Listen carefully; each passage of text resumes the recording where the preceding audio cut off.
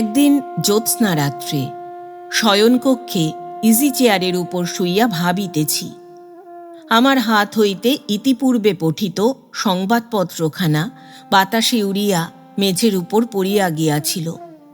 খোলা জানালা দিয়া শীতের বাতাস শরীরে একটা স্নিগ্ধতা আনিয়া দিতেছিল। এমন সময় মৃদু পদসঞ্চারে কমলা গৃহে প্রবেশ করিল।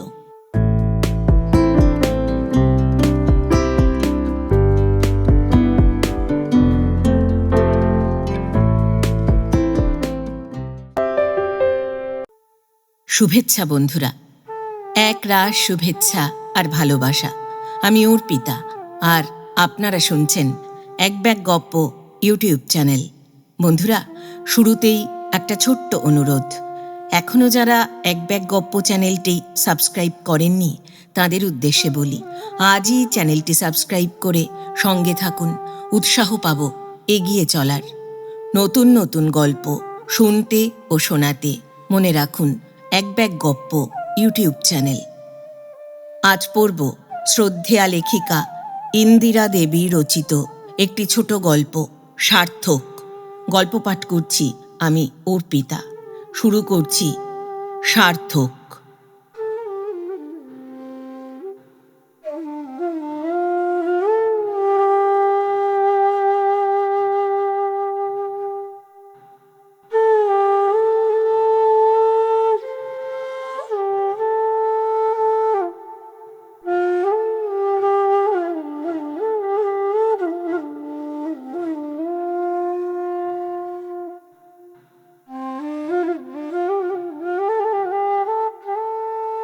আমার প্রথম পক্ষের স্ত্রী বিয়োগ হইলে যখন বলিলাম দ্বিতীয় বিবাহ আমার পক্ষে অসম্ভব, তখন আত্মীয় অনাত্মীয় সকলেই মুখ টিপিয়া অলক্ষ্যে একটু হাসিলেন।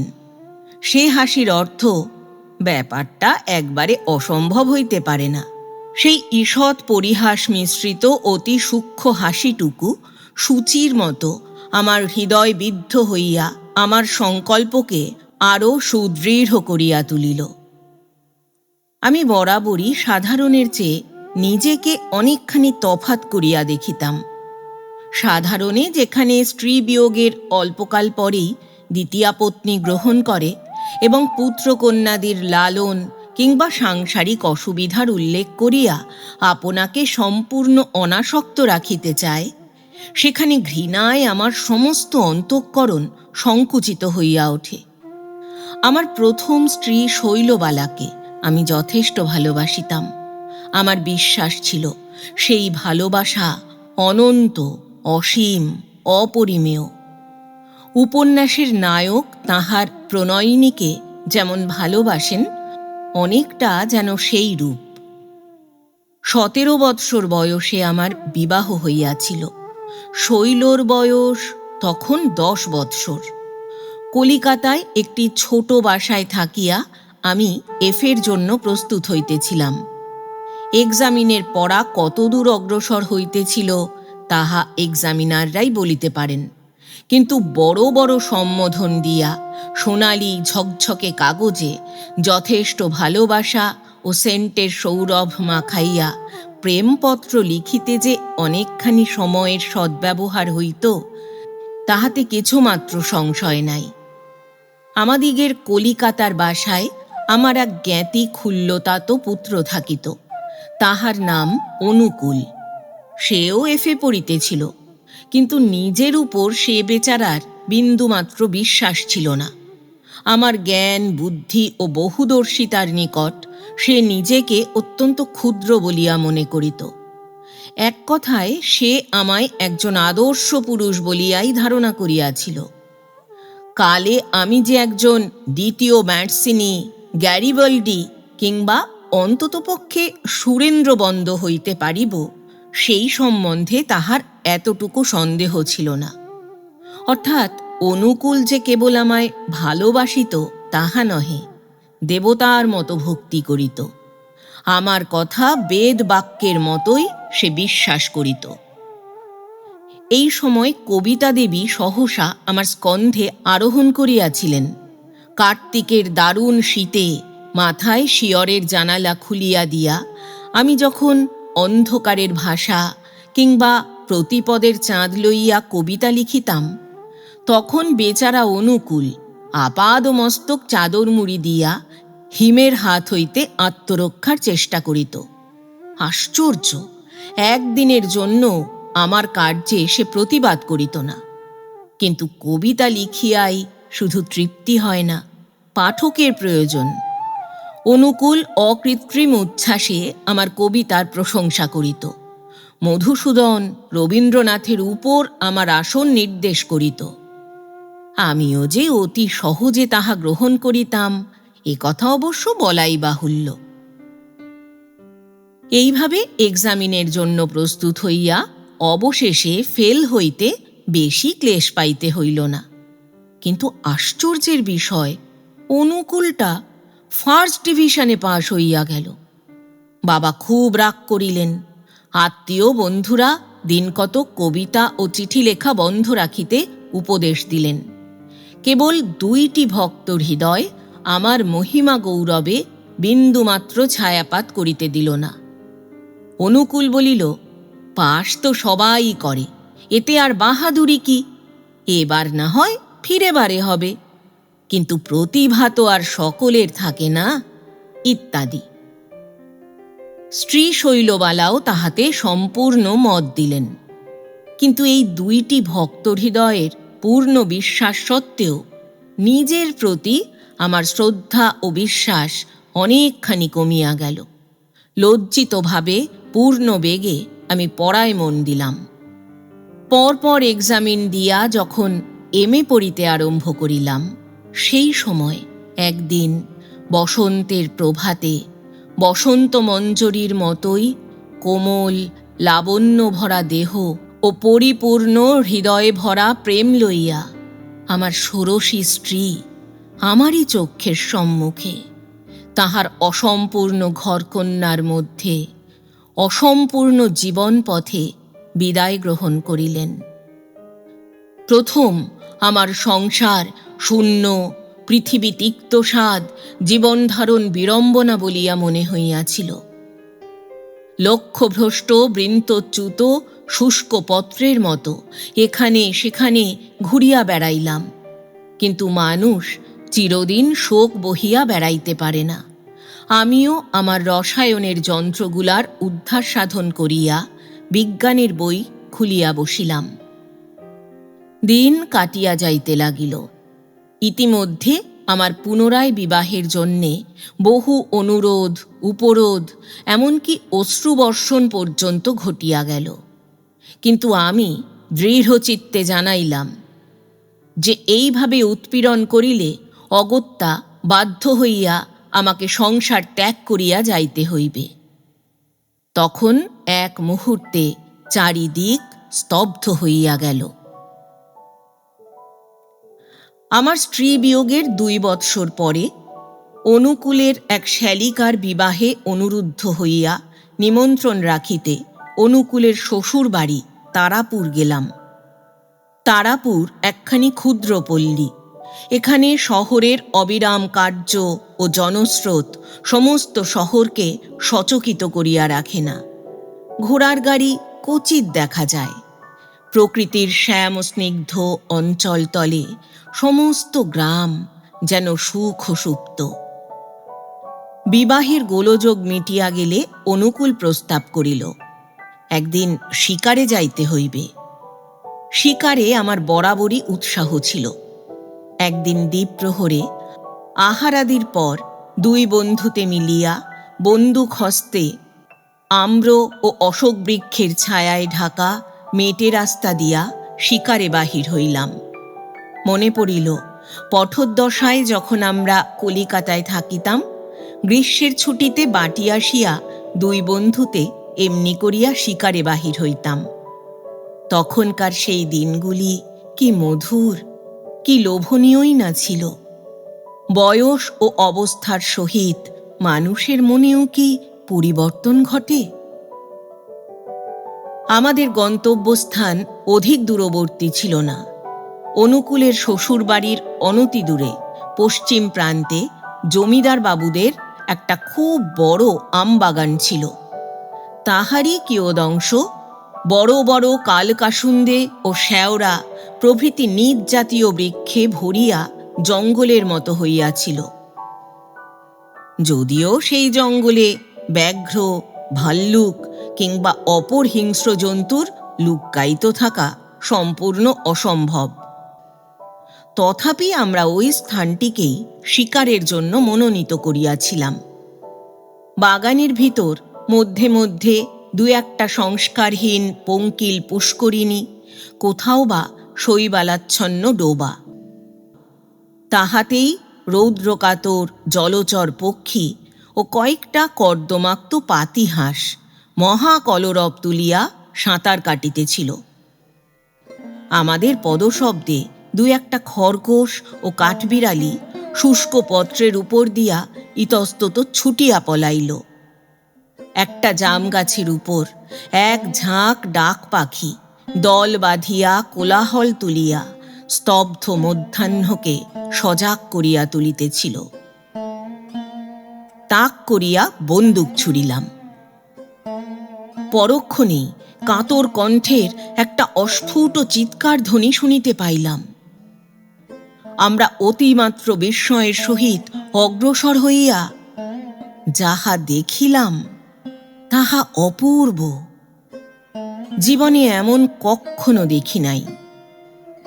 দেখিলাম আমাদের হাত পাঁচ সাত দূরে একটা অপরিচ্ছন্ন ডোবার ধারে একটা হেলিয়া পড়া জামগাছের তলায় বসিয়া এক বালিকা আমারই অপরাধের সাক্ষ্যস্বরূপ সেই রক্তাক্ত আহত পক্ষীটিকে কোলের উপর তুলিয়া লইয়া অঞ্চল দিয়া তাহার রক্ত মুছিয়া দিতেছেন। তাহার চোখের জলে পাখিটির রক্তস্রোত ধৌত হইয়া গিয়াছে। মেয়েটির পায়ের কাছে চারিদিকে রাশিকৃত জাম পড়িয়া আছে। বোধহয় ইতিপূর্বে তিনি ফল সংগ্রহ করিতেই আসিয়াছিলেন। আমার মনে পড়িল, মা নিষাদ প্রতিষ্ঠাং তমগামঃ শাশ্বতী সমা। যে নিষ্ঠুর দৃশ্য দস্যুকে মহাকবির আসন দিয়াছিল, আজ যেন তাহারই দিবালোকে সেই চির অতীতের যবনিকা তুলিয়া আমার চক্ষে এক অপূর্ব মায়ালোক সৃজন করিয়া দিল।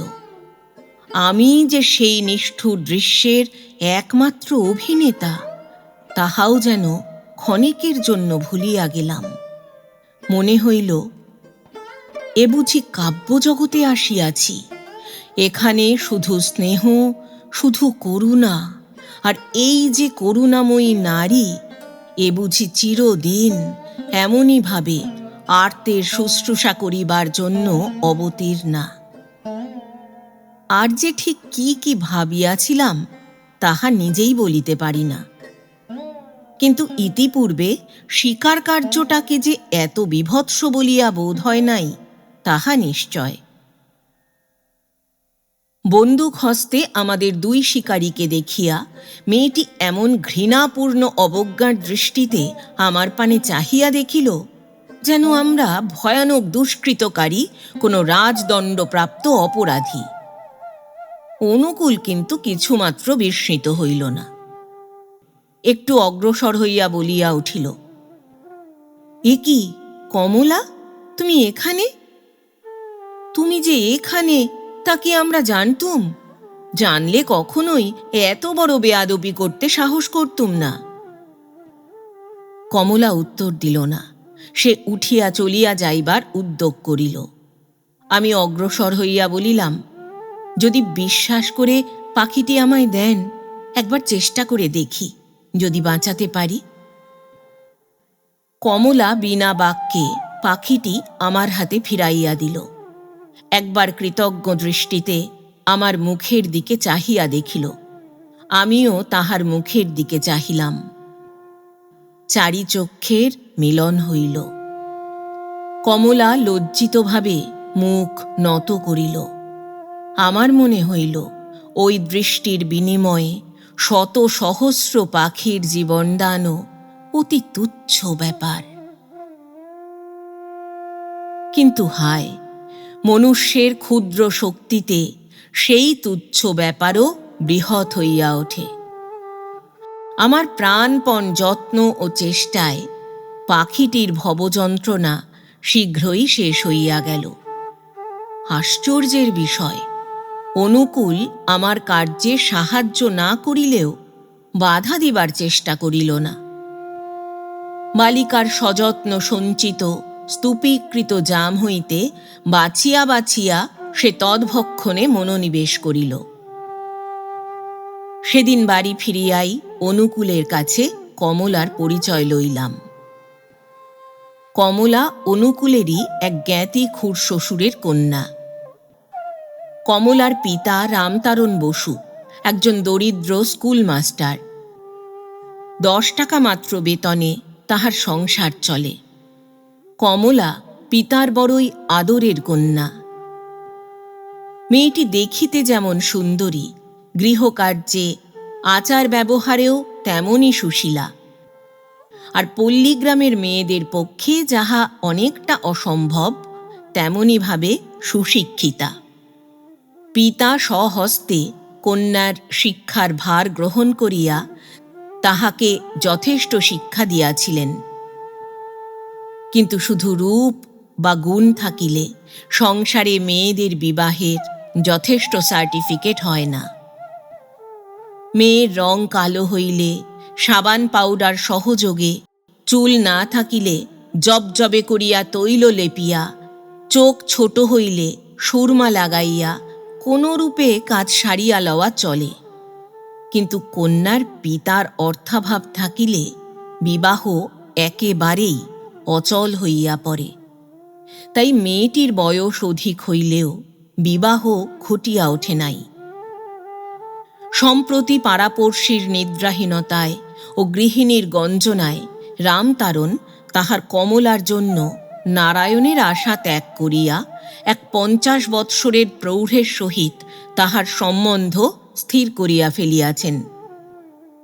পাত্রটি কোনো পাটের কলের গুদাম সরকার। মেয়েটির রূপ দেখিয়া পাত্র বিনা যৌতুকেই বিবাহ করিতে রাজি হইয়াছেন, কারণ বৃদ্ধেরা রূপ দেখিয়া যতটা স্বার্থত্যাগ করিতে পারে, যুবারা তাহা পারে না। অনুকূলের বক্তৃতা কতক্ষণ চলিয়াছিল বলিতে পারি না। আমি তখন ভাবিতেছিলাম, আহা, এমন মেয়েটি শেষ কিনা একটা গণ্ডমূর্খ বৃদ্ধ গুদাম সরকারের সুখ দুঃখের অংশভাগিনী হইয়া তাহার ব্যর্থ জীবন বহন করিবে। করুণায় আমার চক্ষু পল্লব আর্দ্র হইয়া আসিয়াছিল।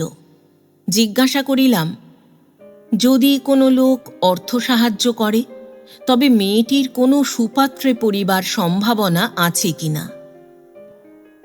অনুকূল মাথা নাড়িয়া জানাইল, তবু কোনো আশা নাই, কারণ দরিদ্র রামতারণ বসু অর্থহীন হইলেও তাহার সম্মানবোধ কিছু অধিক। সে কাহারও নিকট ভিক্ষা গ্রহণ করিবে না। তবে যদি কোনো পরদুঃখ কাতর মহাপুরুষ বা কোনো বিপত্নিক দয়া করিয়া মেয়েটিকে গ্রহণ করেন, সে কথা স্বতন্ত্র।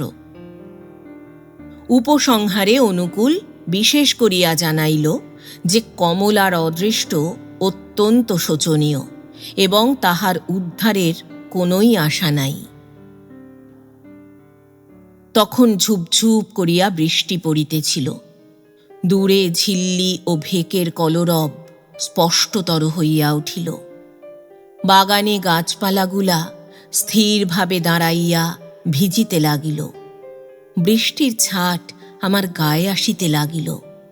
একটা অকারণ বেদনায় আমার চিত্ত ব্যথিত হইয়া উঠিতেছিল।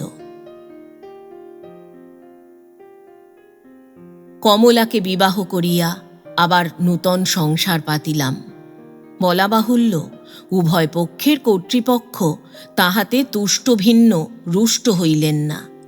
কেবল 2-1 পরিহাসপ্রিয় বন্ধু জিজ্ঞাসা করিয়াছিলেন, দ্বিতীয় বিবাহটা কিরূপ অনুমান হইতেছে? অনুকূল বার বার করিয়া সকলকে বুঝাইতে চাহিল যে এই বিবাহ শুধু অনাথার প্রতি করুণা, ইহাতে হৃদয়ের ব্যাপার কিছুই ছিল না। বলা বাহুল্য, এই কথাগুলা আমার ভালো লাগে নাই। অপরাধ করিয়া তাহা স্বীকার করিবার বল আমার আছে, কিন্তু এক্ষেত্রে আমার কার্যে আমি কোনো দোষ দেখি নাই এবং অপর কেহও দেখে নাই। বধূ দেখিয়া সকলেই প্রশংসা করিলেন। মা আসিয়া, এসো আমার ঘরের লক্ষ্মী, এসো মা, বলিয়া বধূকে বরণ করিয়া লইলেন। দেখিলাম তাহার সহস্র চেষ্টা উপেক্ষা করিয়া চক্ষুপল্লব সিক্ত হইয়া আসিয়াছে। মনে পড়িল আর একদিন এমনই উৎসব কোলাহলের মধ্যে নোলক পরা, অশ্রুভরা, লজ্জানত একটি সুন্দর মুখ লইয়া এমনি করিয়া একজন আমার পাশে আসিয়া দাঁড়াইয়াছিল। সে আজ কোথায়? অল্পদিন পরেই বুঝিলাম ভুল করিয়াছি। কমলাকে সুখী করিতে গিয়া দারুণ অসুখী করিয়া তুলিয়াছি।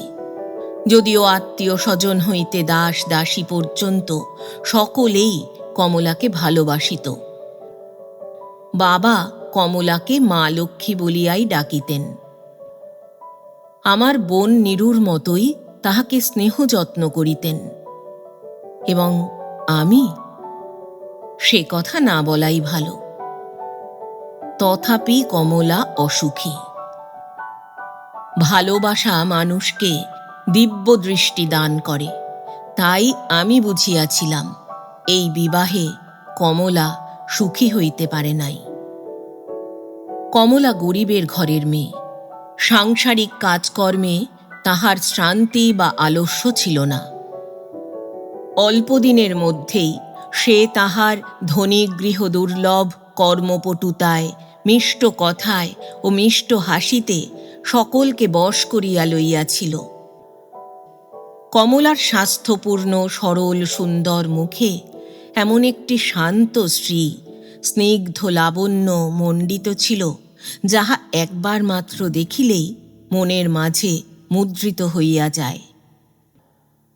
কমলার ব্যবহারে এমন কোনো অপরাধ দেখা যায় না যাহা লইয়া অভিযোগ করা চলে, কিন্তু তাহার অনলস সেবা যত্ন ও আদেশ পালনের মধ্যে যেন কোনো জীবন্ত ভাব নাই। তাহা শুধু কর্তব্যের অনুরোধ মাত্র। আমি কন্যাদায় হইতে তাহার পিতাকে রক্ষা করিয়াছি বলিয়াই যেন সে আমার প্রতি কৃতজ্ঞ। শুধু এইটুকু মাত্র, আর কিছু নয়। কিন্তু দ্বিতীয় পক্ষের যুবতী স্ত্রী কি শুধুই ঘরকন্যার কাজ করিবার যন্ত্র?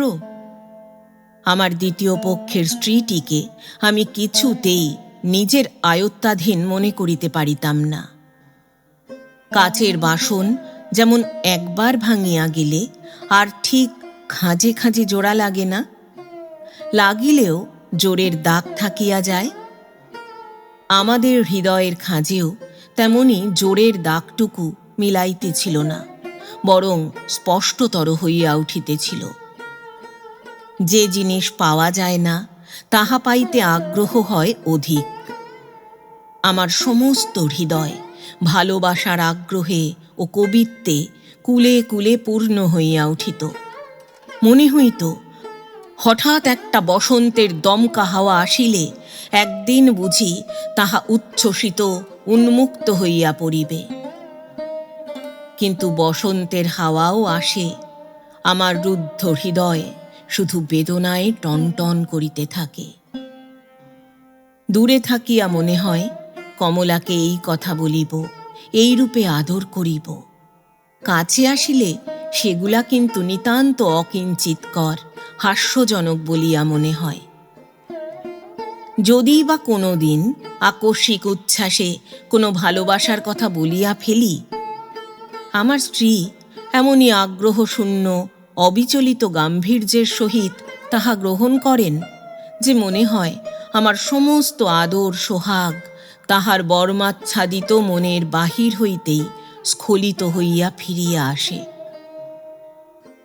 প্রথম প্রথম তাহাকে সচেতন করিয়া তুলিবার জন্য অনেক চেষ্টা করিয়াছিলাম। ভালো ভালো কাব্য উপন্যাস আনিয়া পাঠ করিতাম। অনেক হা হুতাশ ও অশ্রুসিক্ত কবিতা লিখিয়া অসাবধানে তাহার চোখের সম্মুখে ফেলিয়া রাখিতাম। আবার কখনো বা কোনো শৌখিন দ্রব্য আনিয়া উপহার দিতাম। কিন্তু পাথরে যেমন দাগ বসে না, তাহার অবিচলিত মুখে তেমনি কোনো ভাব জাগিত না। সাংসারিক অন্যান্য কাজকর্মের সহিত তিনি আমার আদর ও উপহার গ্রহণ করিতেন। সাধারণত আমার স্ত্রী আমার সহিত খুব অল্প কথা কহিতেন। যেখানে হাঁ কিংবা না বলিলে চলিত, সেখানে দ্বিতীয় বাক্য ব্যয় করিতেন না। কিন্তু আমি লক্ষ্য করিয়া দেখিয়াছি, নীরুর সহিত কিংবা আমাদের দাসীর সহিত তাহার ওজন করা কথার দাঁড়ি অনেকখানি ঝুঁকিয়া পড়িত। একদিন জ্যোৎস্না রাত্রে শয়নকক্ষে ইজি চেয়ারের উপর শুইয়া ভাবিতেছি। আমার হাত হইতে ইতিপূর্বে পঠিত সংবাদপত্রখানা বাতাসে উড়িয়া মেঝের উপর পড়িয়া গিয়াছিল। খোলা জানালা দিয়া শীতের বাতাস শরীরে একটা স্নিগ্ধতা আনিয়া দিতেছিল।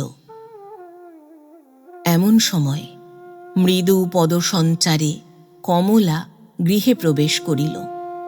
টেবিলের উপর পানের ডিবে রাখিয়া আমার পায়ের কাছে আসিয়া সে দাঁড়াইল। আমি তাহাকে টানিয়া আমার পাশে বসাইলাম। তাহার সুবাসিত কেশগুচ্ছ নাড়িয়া দিয়া একটু আদরের সুরে বলিলাম, তুমি বড় নিষ্ঠুর। কমলা কথা কহিল না, মুখ নত করিয়া কি একটা দেখিবার ভান করিল। চন্দ্ররশ্মি তাহার নিটোল সৌন্দর্যপূর্ণ মুখের উপর আসিয়া পড়িল। শীতের বাতাস, জ্যোৎস্নার আলো, কমলার কেশের মৃদু গন্ধ সমস্তগুলা মিলিয়া আমায় কেমন বিহ্বল করিয়া তুলিয়াছিল। সহসা বলিয়া উঠিলাম, কমলা, তুমি জানো না তোমায় আমি কত ভালোবাসি। হৃদয় যদি দেখাবার হতো। সহসা চকিত হইয়া দেখি কমলার মুখ পাণ্ডুর হইয়া গিয়াছে। তাহার সমস্ত শরীর থরথর করিয়া কাঁপিতেছে। সে সজোরে আমার বাহুপাশ হইতে আপনাকে মুক্ত করিয়া দুই হস্তে মুখ ঢাকিল। বুঝিলাম তাহার অত্যন্ত বেদনার উপর আঘাত দিয়াছি। কিন্তু কি সে? আমার ভালোবাসা কি কমলার বেদনার কারণ? সেদিন ঈশ্বর সাক্ষ্য করিয়া মনে মনে বলিলাম, তাই হোক, তোমার ইচ্ছাই পূর্ণ হোক। আমা হইতে দূরে থাকিয়া যদি তুমি শান্তি পাও, আমি তাহাতে বাধা দিব না। স্বামীর অধিকার লইয়া কোনো দাবি করিব না। ইহাতে যদি আমার সমস্ত জীবন দারুণ যন্ত্রণায় দগ্ধ হইয়া যায়, তবু আমি তাহা সহ্য করিব। এই সময় স্বদেশী আন্দোলন দেশে নবজীবন আনয়ন করিয়াছিল। আমার লক্ষ্যহীন কর্মহীন জীবনে আমি নূতন পথ দেখিলাম। কার্যস্রোতে আপনাকে ভাসাইয়া দিলাম। সে কি মুক্তি, সে কি স্বাধীনতা! মনে মনে বলিলাম, ভগবান, তুমি আমায় মুক্তি দিয়াছ, ভালোই করিয়াছ। আমার যখন বিশেষ করিয়া কাহারও জন্য ভাবিবার নাই, তখন যেন জগতের জন্য ভাবিতে পারি।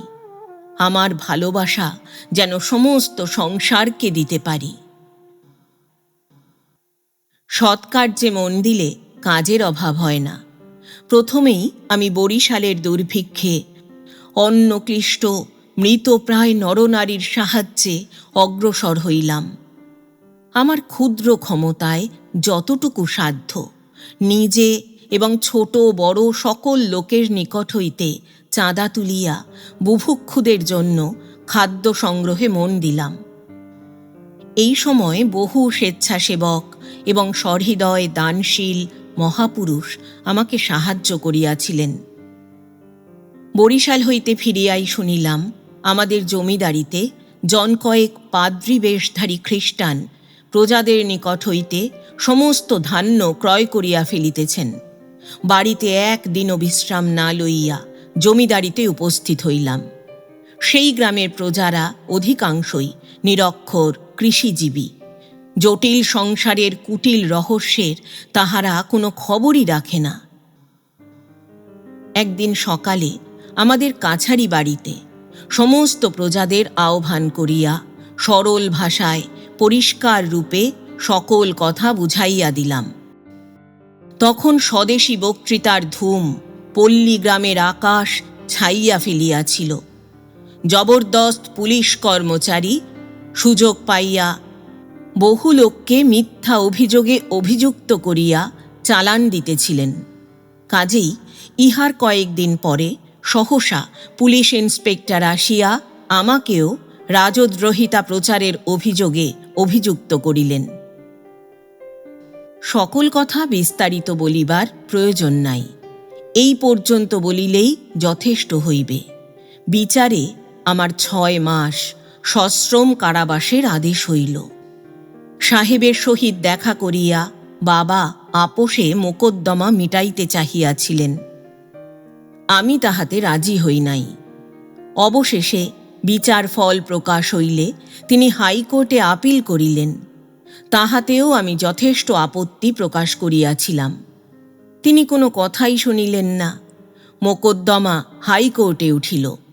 সেখানকার বিচারে পরিশ্রম বাদ দিয়া পূর্ব রায়ই বহাল রহিল।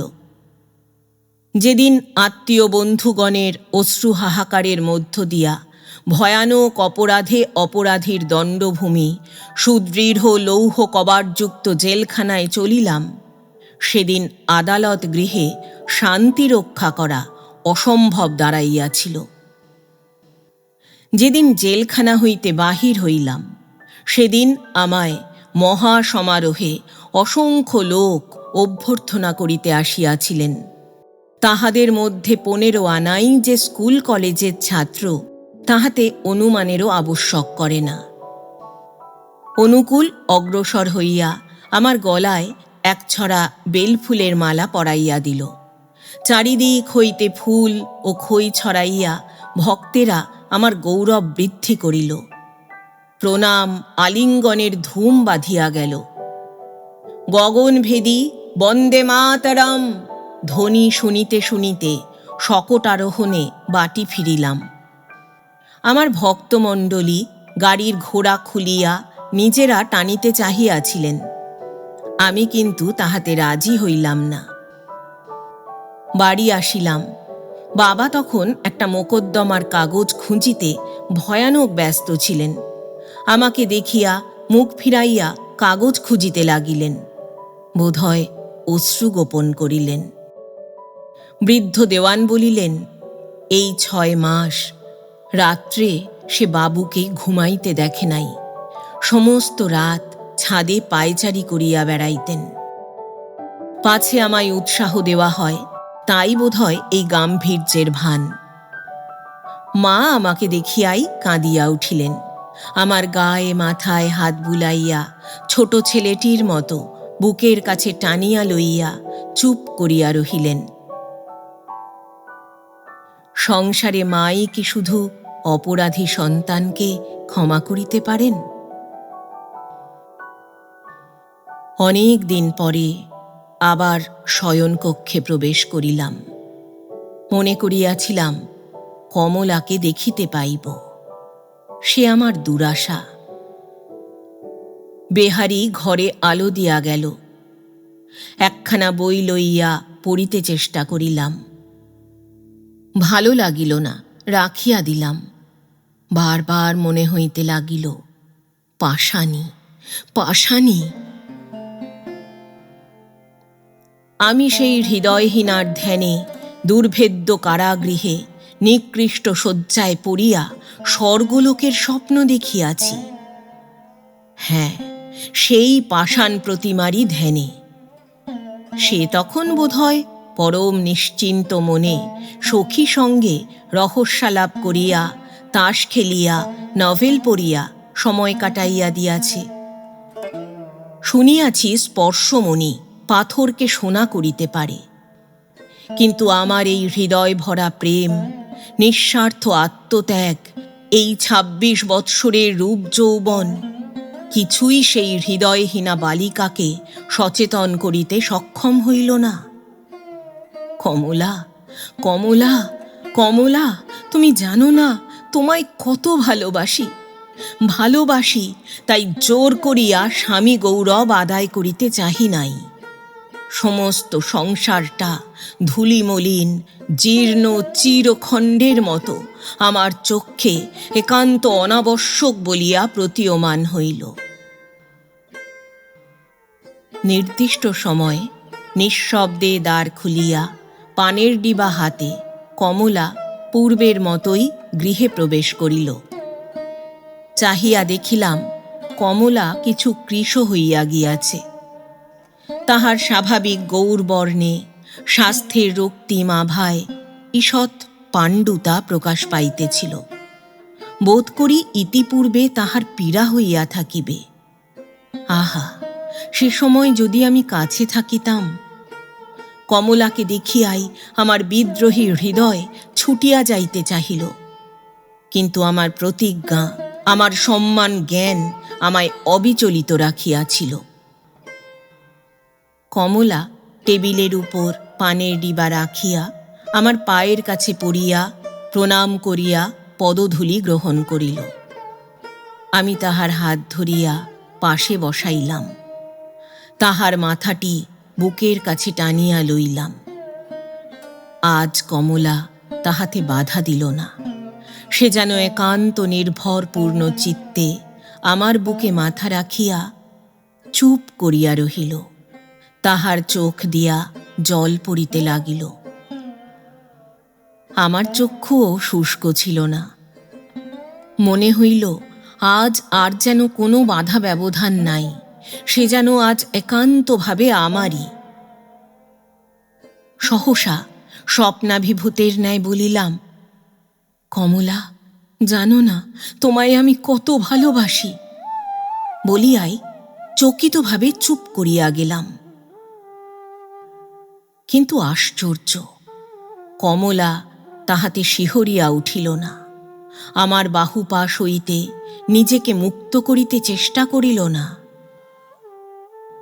শুধু করুণ অশ্রুপূর্ণ চোখ দুইটি তুলিয়া অশ্রুরুদ্ধ কণ্ঠে বলিল, আমি তোমার ভালোবাসার যোগ্য নই।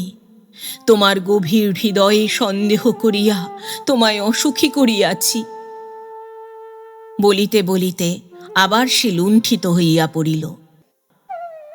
অতি করুণ অশ্রুরুদ্ধ স্বরে সে বলিল, ঈশ্বর জানেন আমি নিজে কত কষ্ট পাইয়াছি। তোমায় অবিশ্বাস করিয়া, তোমার স্নেহে সন্দিহান হইয়া আমার সমস্ত জীবন ক্ষয় হইয়া গিয়াছিল। জানিতাম না পুরুষের ভালোবাসা কত বিস্তৃত। নিজেকে লোকের খেলিবার পুতুল, বিলাসের উপাদান, শখের সামগ্রী মনে করিয়া শতবার ধিক্কার দিয়াছি। এই হেয় ঘৃণিত জীবন স্বহস্তে নষ্ট করিতে চাহিয়াছি। তুমি যখন অকপটে ভালোবাসা ব্যক্ত করিয়াছ, তখন তোমায় ছলনাকারী প্রতারক মনে করিয়া মাটির সহিত মাটি হইয়া মিশিয়াছি। মনে করিয়াছি আর একদিন আর একজনকেও ঠিক এমনই করিয়া ওই কথা বলিয়াছ। ভালোবাসাকে আমি সংকীর্ণ পঙ্কিল পুষ্করিণী মনে করিয়াছিলাম। জানিতাম না তাহা মহাসমুদ্র। জানিতাম না তুমি কত মহৎ। তুমি আমার দেবতা। কমলা, সেই কমলা, সেই স্বল্পভাষিণী, নিয়মচারিণী, হৃদয়হীনা কমলা। আমি তাহাকে উঠাইয়া হৃদয়ে ধারণ করিলাম। আমার অশ্রুধারায় কমলার কেশরাশি আর্দ্র হইয়া গেল। ঈশ্বরের কৃপায় আজ পাষাণে প্রাণ সঞ্চারিত হইয়াছে।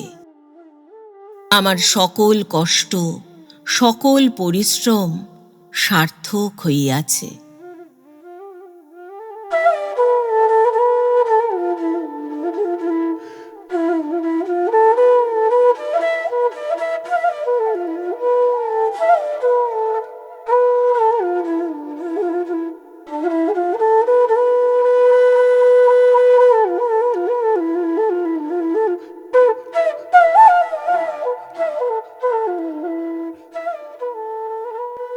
এতক্ষণ শুনলেন শ্রদ্ধেয়া লেখিকা ইন্দিরা দেবী রচিত একটি ছোট গল্প সার্থক।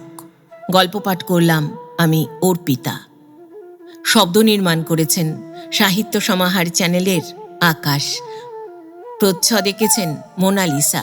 উপস্থাপনায় এক ব্যাগ গপ্প ইউটিউব চ্যানেল। বন্ধুরা, আবার আসবো আগামী সপ্তাহে আবার কোনো ভালো লাগা গল্প নিয়ে। আজ তাহলে বিদায় নিচ্ছি। সবাই ভালো থাকবেন, সুস্থ থাকবেন। আর হ্যাঁ, গল্প পাঠ ভালো লাগলে চ্যানেলটি লাইক, কমেন্ট, শেয়ার এবং সাবস্ক্রাইব করে পাশে থাকবেন।